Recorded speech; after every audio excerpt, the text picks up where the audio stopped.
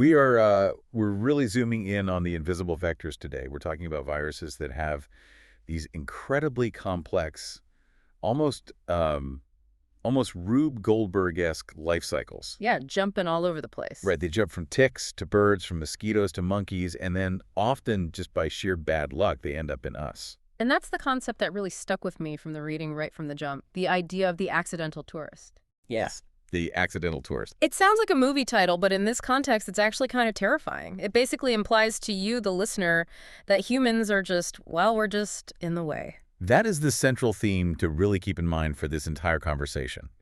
Because we tend to think of diseases as things that are, coming for us, right? Like the virus has a vendetta. Exactly, like it has a vendetta against humanity.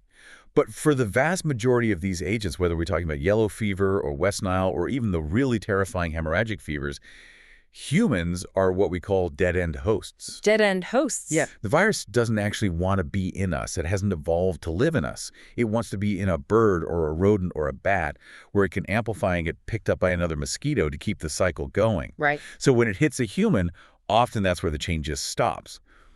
We are essentially a biological cul-de-sac. A cul-de-sac where the virus panics and just burns the house down? Precisely. Because we aren't the natural host, our immune systems react violently or the virus attacks tissues. It wasn't really meant to attack in its natural cycle. So while we stop the spread, we suffer the consequences. And the stakes are incredibly high here. The source material outlines a spectrum that is just wild. It is a huge spectrum. You have some people who get these viruses and feel like they have a mild flu. Maybe they don't even know they're sick at all.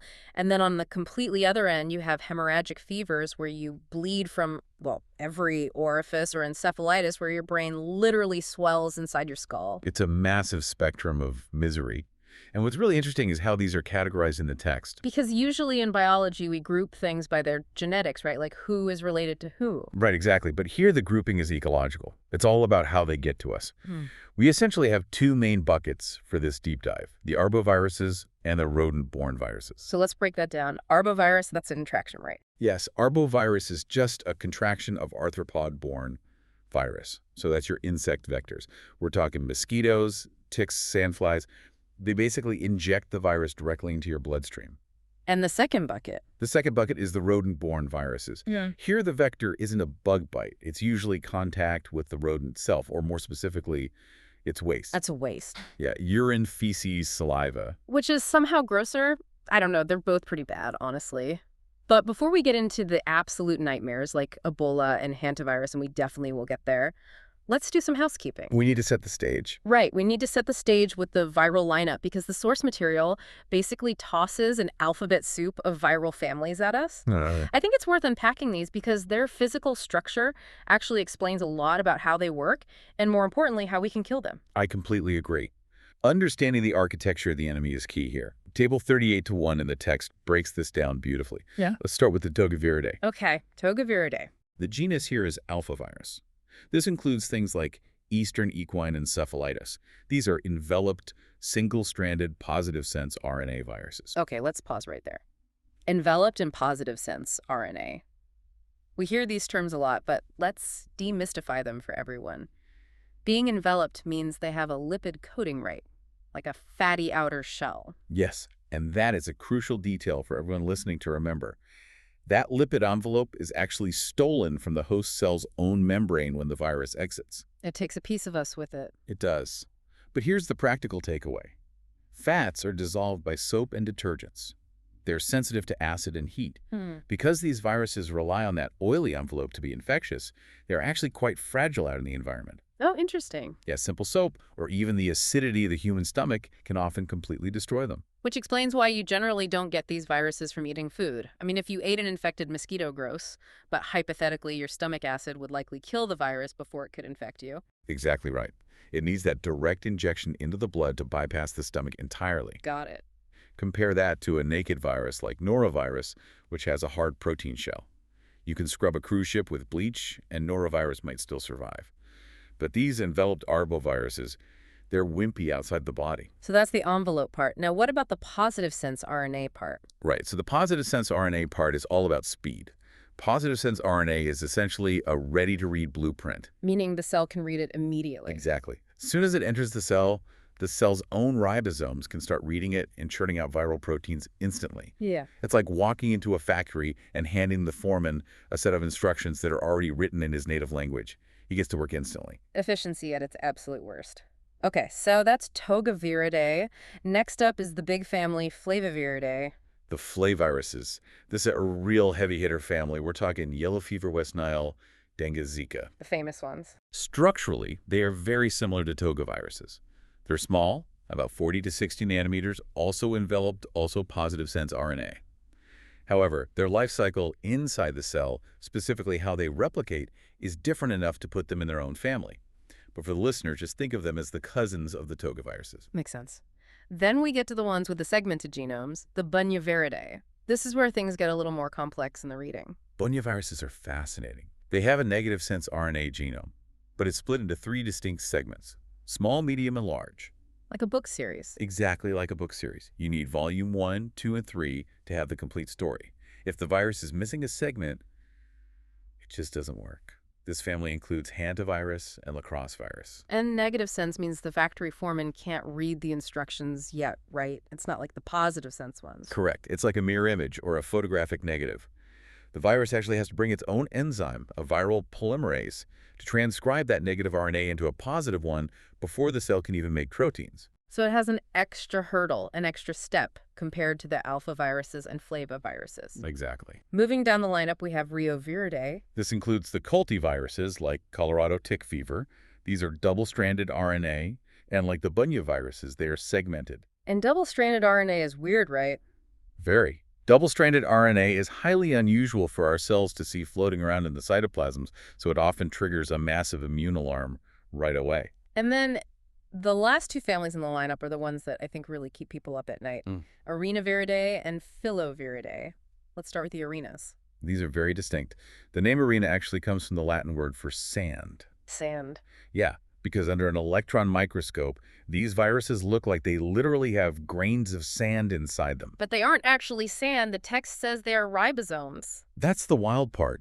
The virus accidentally packs cellular ribosomes, the little machines our cells use, to make proteins inside its own particle when it forms. It's like stealing the furniture when you rob a house. That's a great way to put it. We don't even think the virus actually uses them, but it gives them that gritty, sandy appearance. This family includes Lassa fever, by the way. Which we'll talk about. And finally, Filoviridae. Philo means thread. Yes. These are the filoviruses Ebola and Marburg. If you've ever seen a picture of Ebola, it doesn't look like a ball or a stop sign like other viruses. It looks like a tangled worm or a shepherd's crook.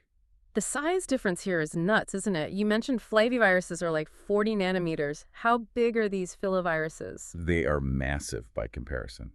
They form these long, twisting filaments that can be thousands of nanometers long. They can curl up into circles or form that classic hook shape. It's a very menacing shape. It is a very menacing shape for a very menacing virus. The sheer amount of biological material in a single Ebola particle is significantly larger than in a Zika particle. It's amazing how something so small, even the massive Ebola, can cause so much trouble for a human body. So now that we've met the cast of characters, let's talk about the plot. How do they actually get into us? The mechanics of transmission. Right. We mentioned the accidental nature of it earlier. But for the arboviruses, the bug-borne ones, there's a specific cycle they have to go through. It's not just a mosquito bites a sick person and then immediately bites the next person like a dirty needle, is it? No, and that is a very common misconception. People think the mosquito is just a flying syringe. Right. But it's much more biological than that. This is the cycle of life for the virus. It usually starts with the enzootic cycle. The maintenance cycle in nature. Right. A mosquito or tick bites a viremic vertebrate. Viremic, meaning they have a very high level of virus actively in their blood. Exactly. The arthropod ingests that blood. Now, here is the key. The virus has to survive the mosquito's gut. The gut is an incredibly harsh environment. Full of enzymes. Enzymes digestion. It's dangerous. The virus actually has to infect the gut wall, replicate there, escape into the insect's body cavity, travel through its circulatory system, the hemolymph, and finally infect the salivary glands. Wait, so the mosquito is actually infected. It's not just carrying it on its mouth parts. It's systemically sick with the virus. Well infected, yes. Sick. Not really. These viruses have evolved a sort of truce with their vectors. They multiply in the arthropod, usually without causing any disease or shortening the bug's life at all. Because if it killed the mosquito, it wouldn't get spread. Exactly. If the virus killed the mosquito, it's a dead end. Arr. But that journey from the gut to the spit takes time. That's called the extrinsic incubation period. How long does that take? It can take days or even weeks depending on temperature and the specific virus. Only after the virus is replicating in the salivary glands can the mosquito inject it into the next victim when it feeds. So just to be totally clear, if a mosquito bites a sick bird and then immediately flies over and bites you 5 minutes later, you're safe? Generally, yes. The virus hasn't made it to the salivary glands yet. It's trapped in the gut. Well, that's a relief, I guess. But there was one term in the text regarding transmission that absolutely blew my mind. Transovarial transmission. Oh, yeah. This sounds like pure sci-fi. It is biological sci-fi survival at its absolute finest. Think about the problem the virus faces, right? Winter is coming. Mosquitoes are going to die off or go dormant. The birds might migrate south. The transmission cycle stops. So how does the virus survive until spring? It effectively bunkers down. In some species, specifically with bunyaviruses and a few others, the mother mosquito or tick can pass the virus directly from her body into her eggs. So the babies are born infected. Exactly. The virus is inside the egg. Yeah? The larvae hatch in the water, they carry the virus, they grow into pupae, and finally emerge as adults in the spring. Unbelievable. These new mosquitoes are ready to infect their very first victim without ever having bitten an infected host themselves. They are literally born armed. That is terrifyingly efficient. It's like a generational curse for the bugs. It's a mechanism for overwintering. Ensures the virus doesn't just disappear when the weather gets cold. It just waits in the eggs like a time bomb. So the virus is maintaining itself in birds or bugs out in the wild. Humans come along, we get bit. Why are we dead-end hosts? Why doesn't the mosquito just pick it up from us and carry on the chain? It comes down to a numbers game called viremia. In amplifying hosts like certain birds for West Nile or pigs for Japanese encephalitis, the virus replicates to astronomical levels in the blood. Like how high?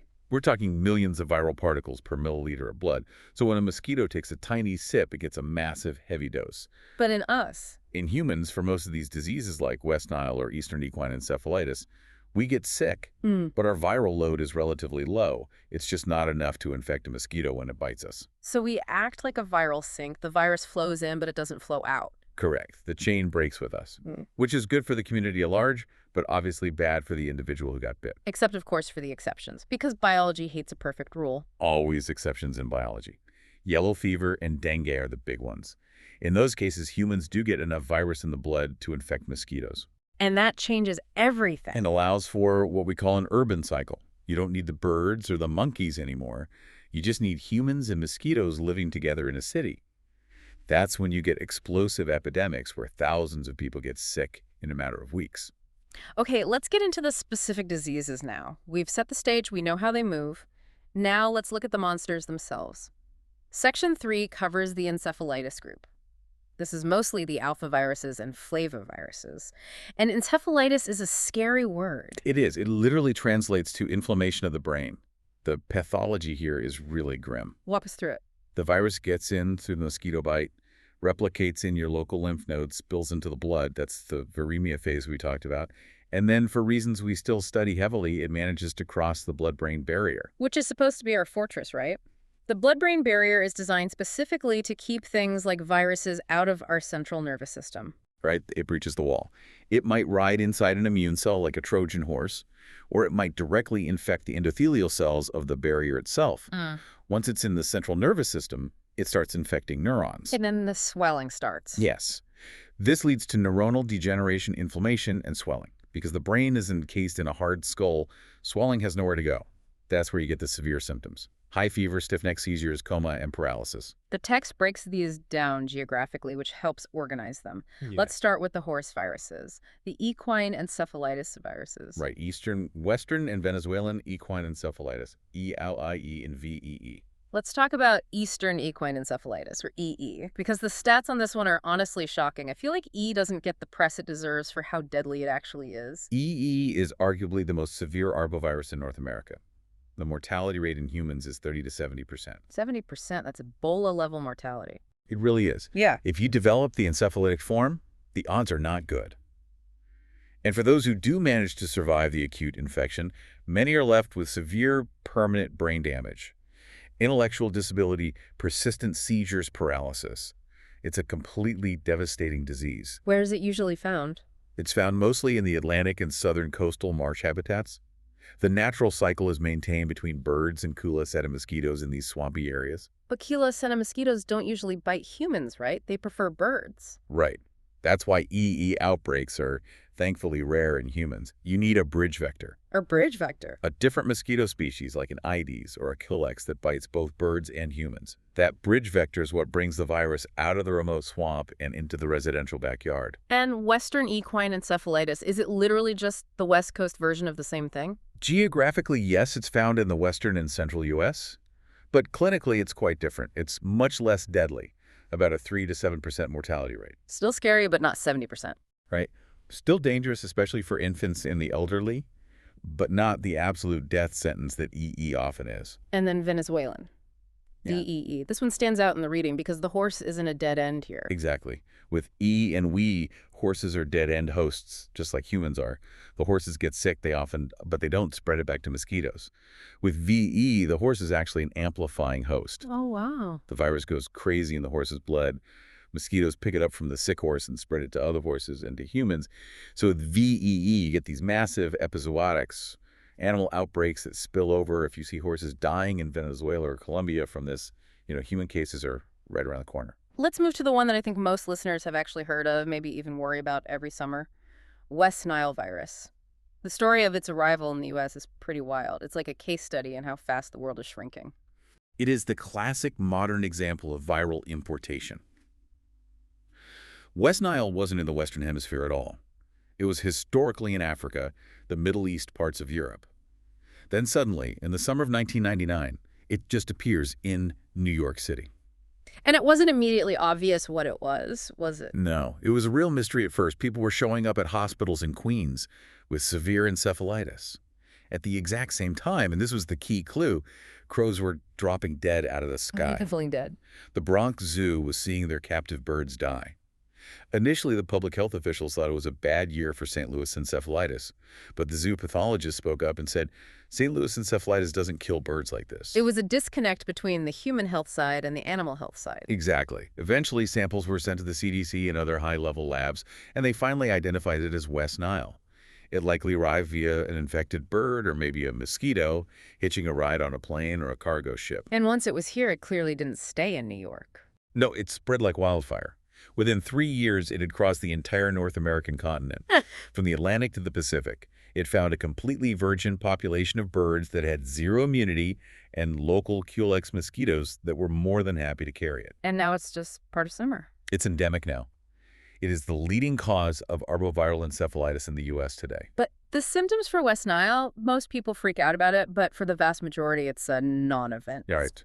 About 80% of people infected are totally asymptomatic. They never even know they had it.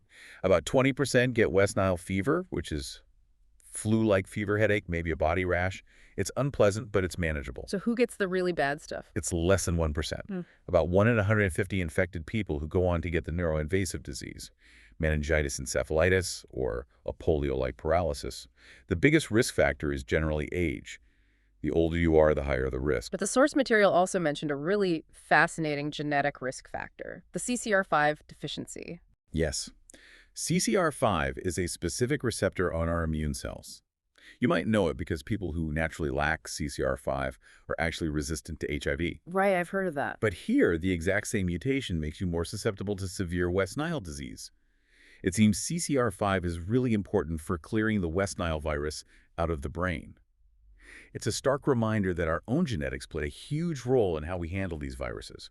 One man's resistance to HIV is another man's vulnerability to West Nile. That is incredible. And we can't forget St. Louis encephalitis in this group. Right. Before West Nile showed up, St. Louis encephalitis was the big one in the U.S. It's widespread, urban, and rural spread.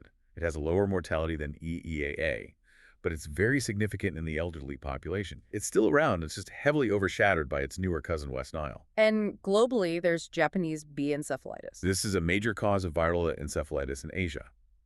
The amplifying host here is pigs, so it's very often associated with rural areas, rice paddies, and pig farming. It has a high mortality rate, around 30%, and causes severe neurologic sequelae in many survivors. But there's a vaccine for that one. The good news is, yes, unlike West Nile or EE, We actually have a very safe and effective vaccine for Japanese encephalitis. Okay, let's pivot. We're leaving the brain swellers and moving to Section 4. Systemic and hemorrhagic arboviruses. These are the ones that hurt your whole body, not just the nervous system. And we have to start with the granddaddy of them all, yellow fever. Yellow fever is a virus that has literally shaped human history. It stopped the French from building the Panama Canal. It decimated colonial settlements in the Americas. It famously turned Philadelphia into a ghost town in 1793.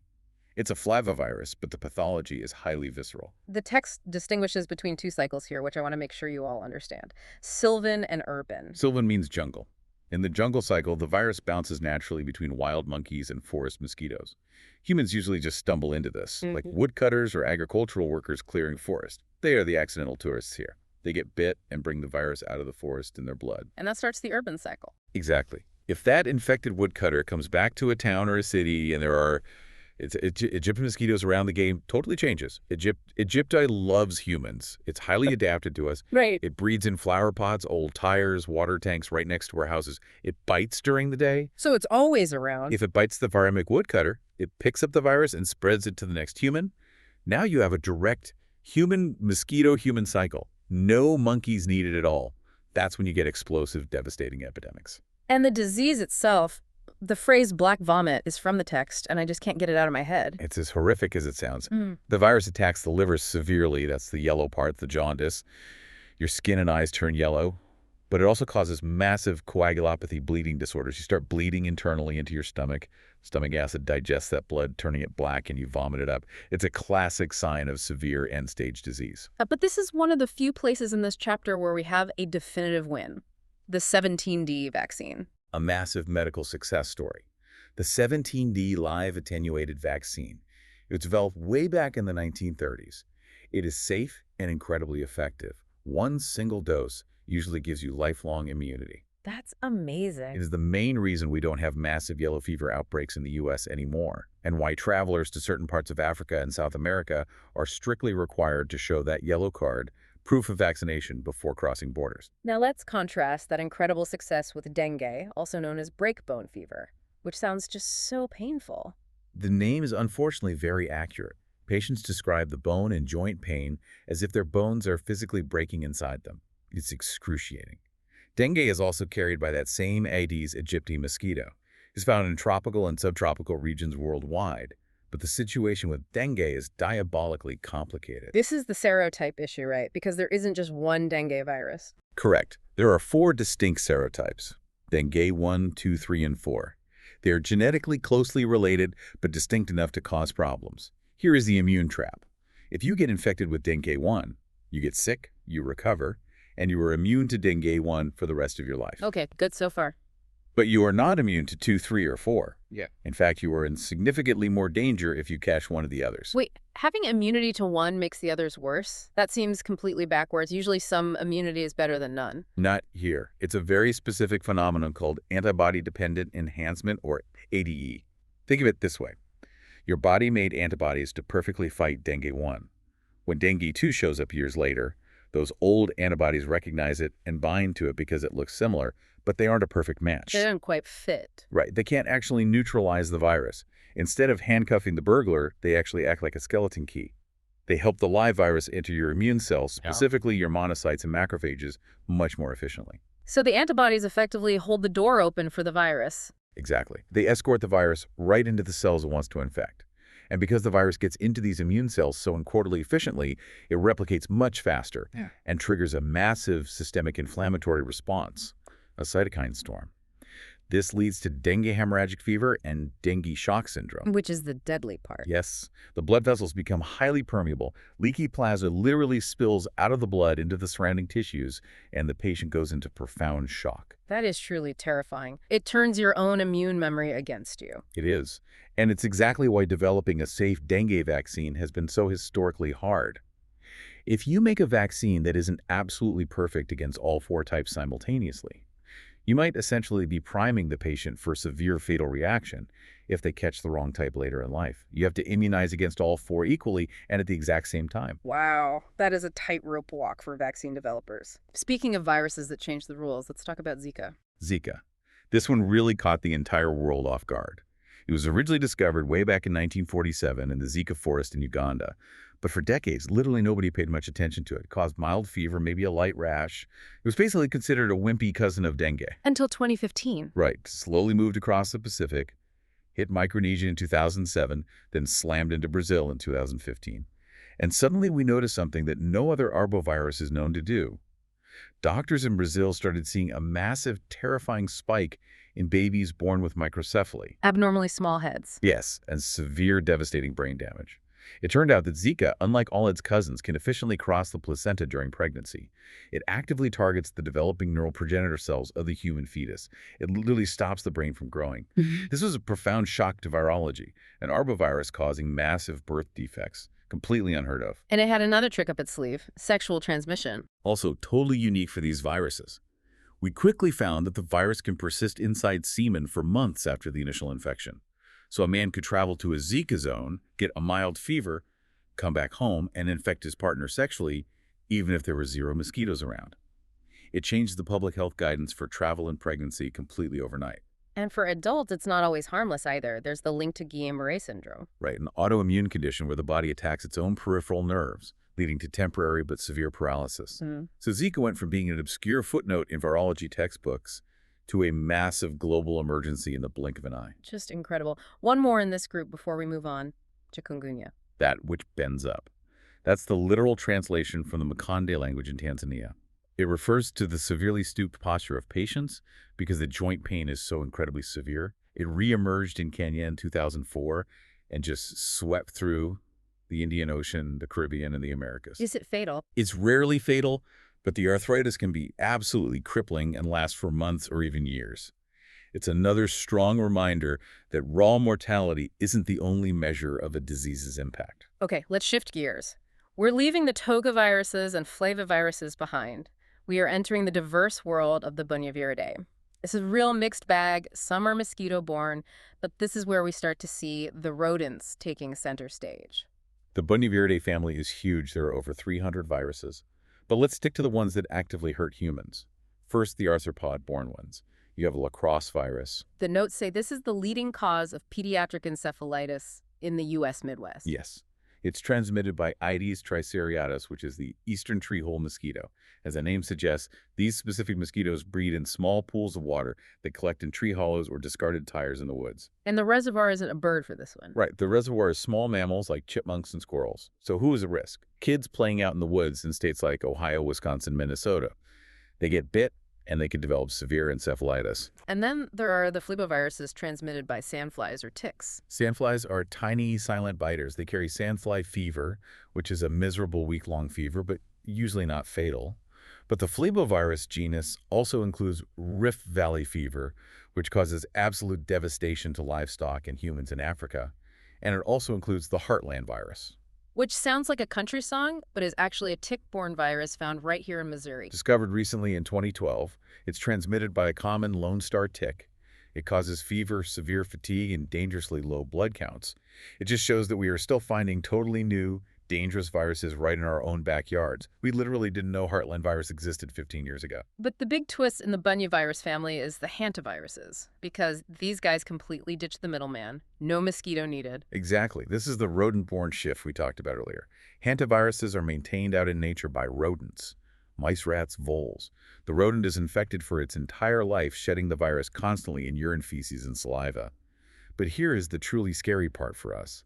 The transmission is aerosol. We catch it by breathing. Yes, you walk into a dusty shed or an old cabin that's been closed up for the winter, you start sweeping the floor, you stir up that dried rodent urine and dropping dust right into the air, and you just inhale it. The virus goes straight down into your lungs. That is pure nightmare fuel. You don't even need to be bitten. And there are two main types of disease here. Yes. The Old World hantaviruses, found mostly in Asia and Europe, caused HFRS hemorrhagic fever with renal syndrome. It heavily focuses its damage on the kidneys. It was actually a massive issue during the Korean War for troops sleeking out in the fields near rodent populations. And the New World version, the one we have here in the Americas. HPS, hantavirus pulmonary syndrome. This story is chilling. It came to light very dramatically in 1993 in the Four Corners region of the U.S. Southwest. This was the Sin-Nombre virus outbreak. The nameless virus. It started as a terrifying medical mystery. Young, totally healthy people, marathon runners, active adults, were coming into ERs complaining of basic flu symptoms. But within hours, their condition would just completely crash. Their lungs were filling with fluid. Like pneumonia. Not exactly. Pneumonia is a localized infection inside the air sacs. This was capillary leak syndrome. The tiny blood vessels throughout the lungs became wildly permeable. Fluid from their own blood just poured out into the lung tissue. They were essentially drowning from the inside. The mortality rate was terrifying, about 30 to 40%. And how did they actually figure it out? It was a brilliant piece of rapid detective work involving the CDC and local Navajo Nation medical providers.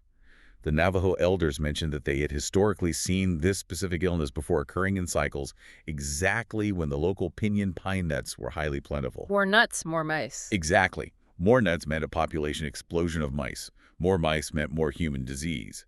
The CDC trapped local rodents and quickly found the virus in the common deer mouse Paramiscus maniculatus. A very common mouse. Extremely common across North America. And about 10% of them simply carry the virus without ever getting sick. So the public health advice now is very strict. If you find a rodent infestation in a closed space, do not sweep or vacuum, ever. Wet it down heavily with a bleach solution first. Do not stir up the dust. Moving on to Section 6, the hemorrhagic fevers. The arenoviridae and filoviridae, these are the ones that Hollywood just loves to make movies about. Let's start with arenaviruses. These are also rodent-borne. Yes. Very similar to hantavirus, they rely on chronic lifelong rodent infection. The rodent has Vireo virus constantly in the urine for its whole life. The classic one here is Lassa fever in West Africa. The notes mention a very specific and strange complication with Lassa, deafness. It's a very striking and tragic feature. Lassa fever is a severe systemic illness fever hemorrhage organ shock. But even in mild cases that recover easily, about 25% of patients suffer permanent sensorineural hearing loss. We're not entirely sure exactly the mechanism, but the virus seems to damage the auditory nerves directly. The natural reservoir is the Mastomys rat, which absolutely loves to live inside human houses in West Africa. And here in the U.S. and Europe, we have LCM. Lymphocytic choriomeningitis. The reservoir for this one is the extremely common house mouse musculus. In humans, it's usually just a grip-like illness, maybe some mild meningitis, but there have been highly tragic cases associated with pet hamsters. Wait, pet hamster? Yes. There were high-profile cases where organ transplant recipients received organs from a donor who happened to have an undetected LCM infection from a pet hamster at home. The recipients, being heavily immunosuppressed for the transplant, could not fight it off and died. It's rare, but it highlights that these viruses are literally in our homes. And the South American hemorrhagic fevers?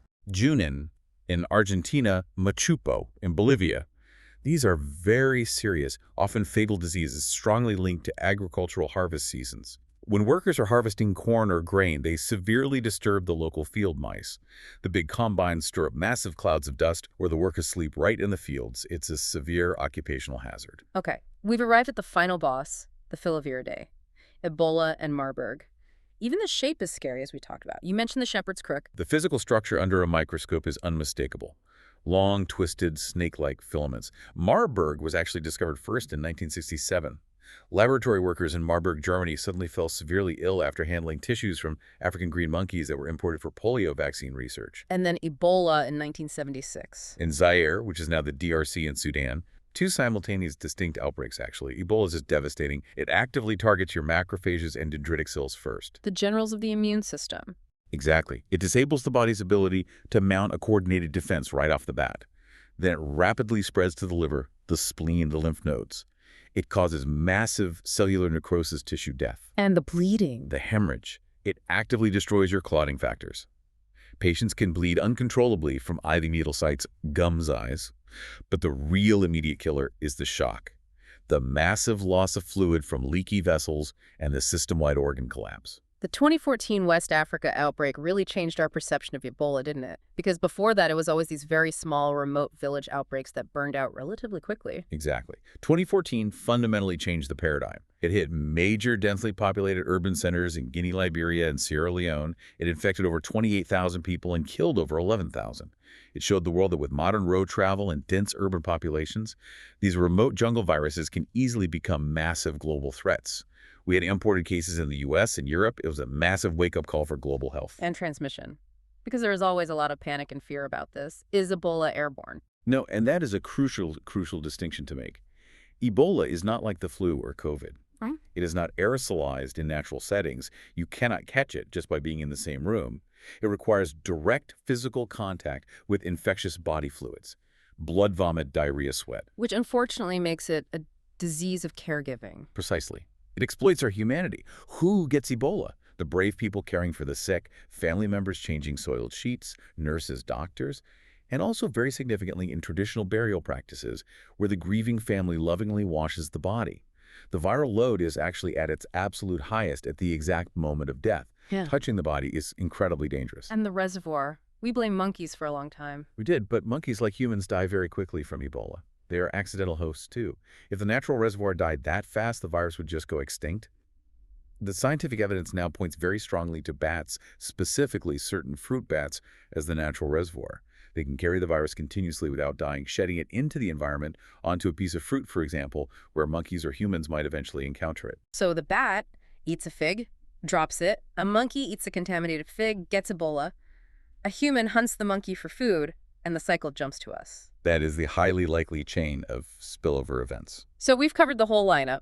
Now, how do we actually fight these things? Diagnosis and treatment. Let's start with diagnosis. Diagnosis is very tricky because early on in the first few days, they all look exactly like the flu or malaria.